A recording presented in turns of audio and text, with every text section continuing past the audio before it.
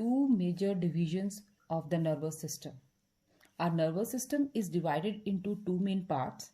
The first is central nervous system, CNS, and the second is peripheral nervous system.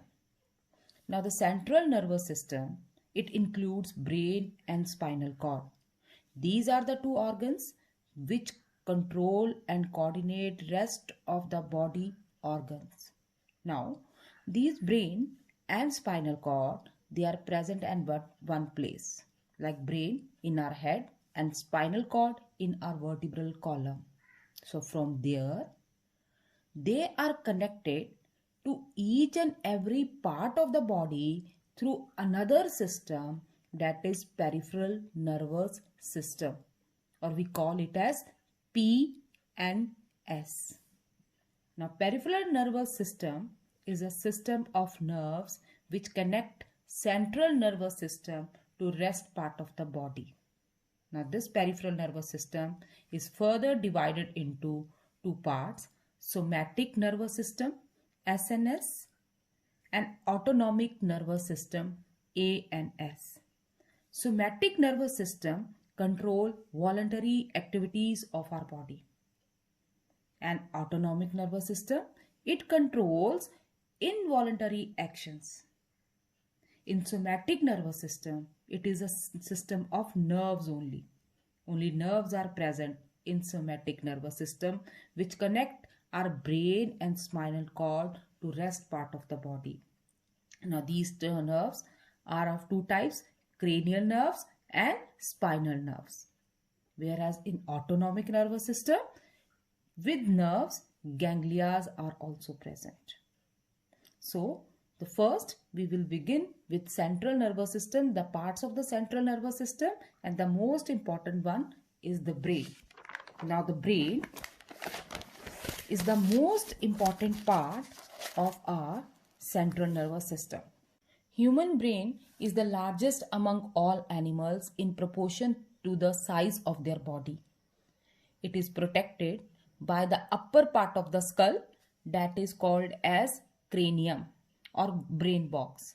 The approximately size of the human brain is 1.35 kg, which is the about 2% of the total body weight. In our weight, 80% of water is present, and whatever the amount of oxygen we take, 25% of the oxygen is used by the brain only. Now this brain is protected by three membranous layers. 1, 2, 3.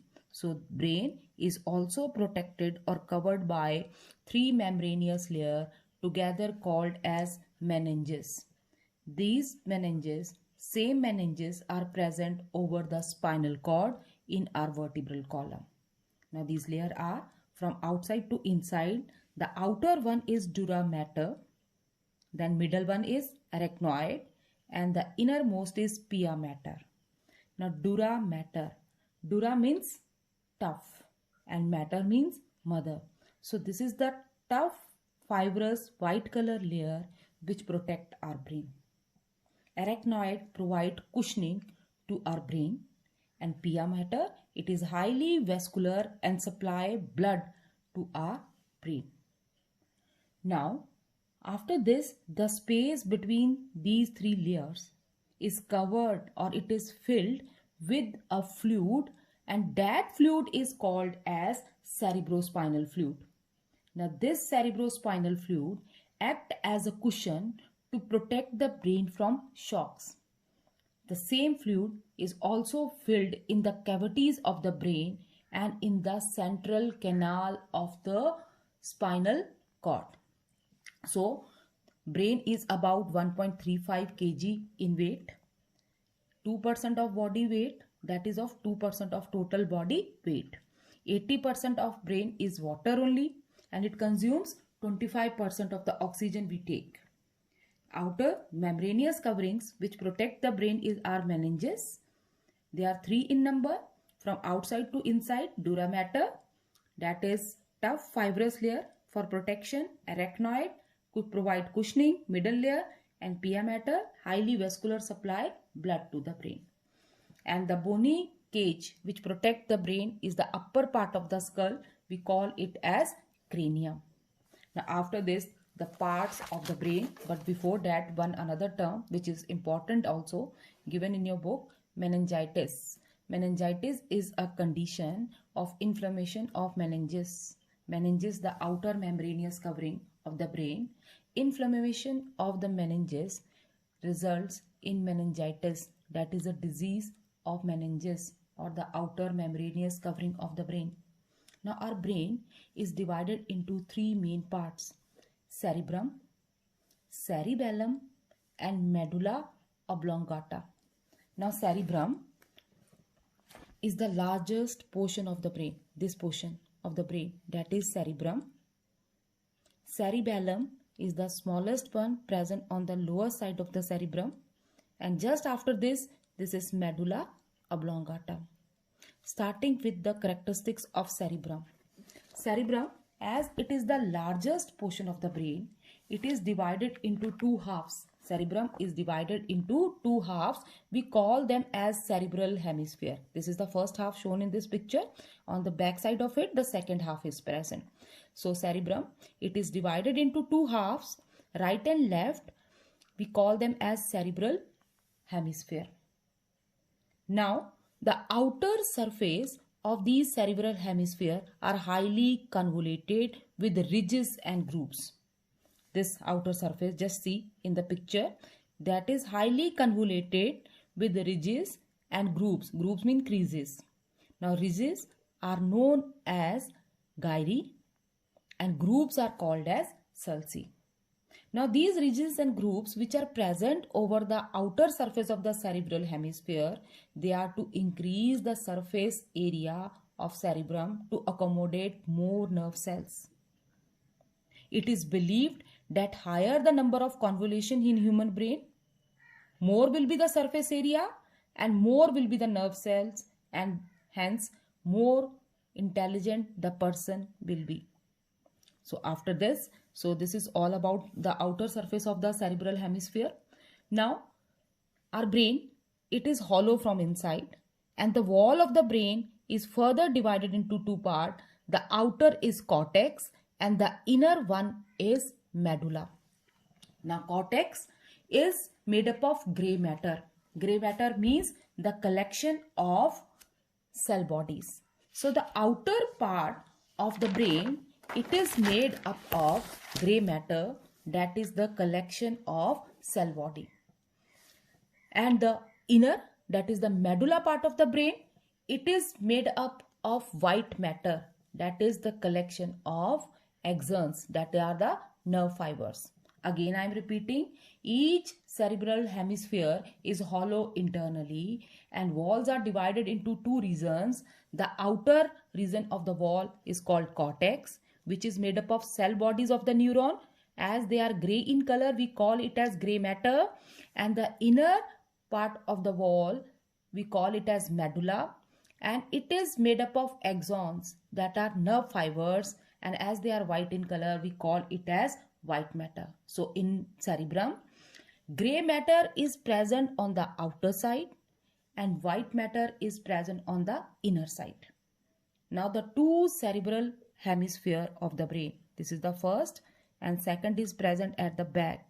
They both are connected by one sheet at the down, and this sheet of fiber which connect two cerebral hemisphere of the brain, that is called as corpus callosum. Very important term.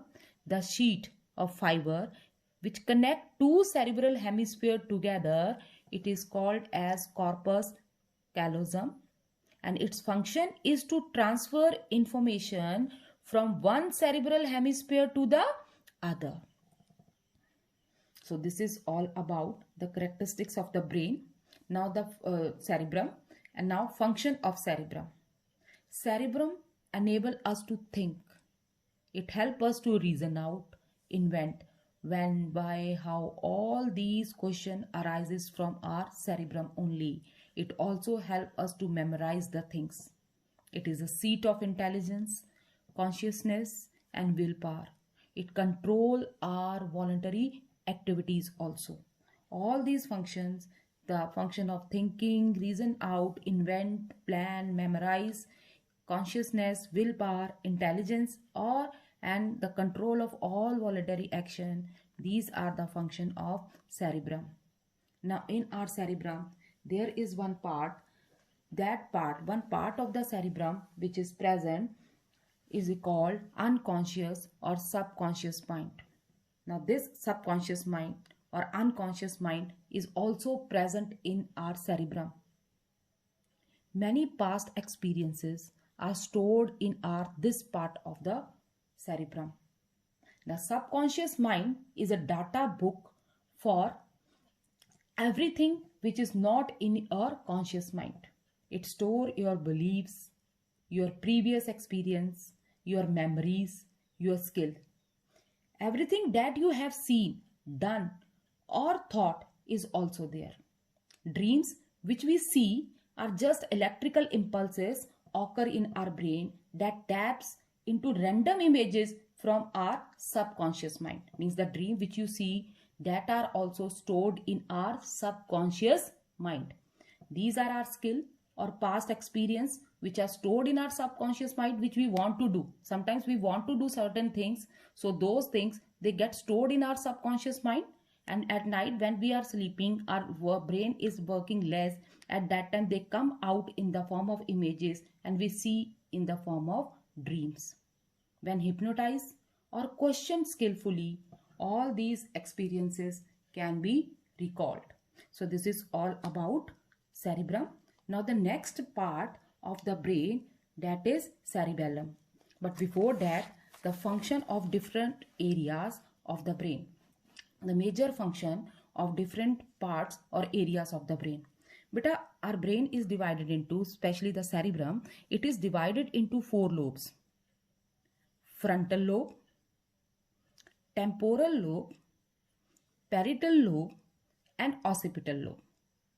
Now this occipital lobe, this blue color portion of the cerebrum, it helps us to see the things. Parietal lobe, this one, it helps us to in sensation, feeling the sensation. This green color part is the frontal lobe. It helps us to smell. It also control our speech.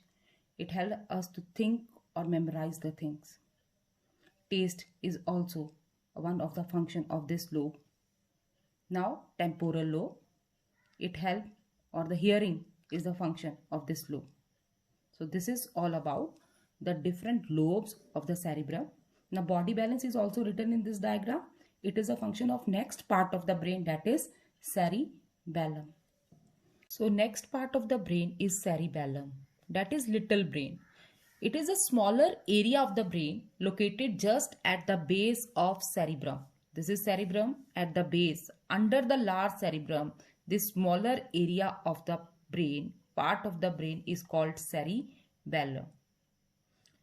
Just like cerebrum, it also has 2 hemispheres, but it do not have convolution over it.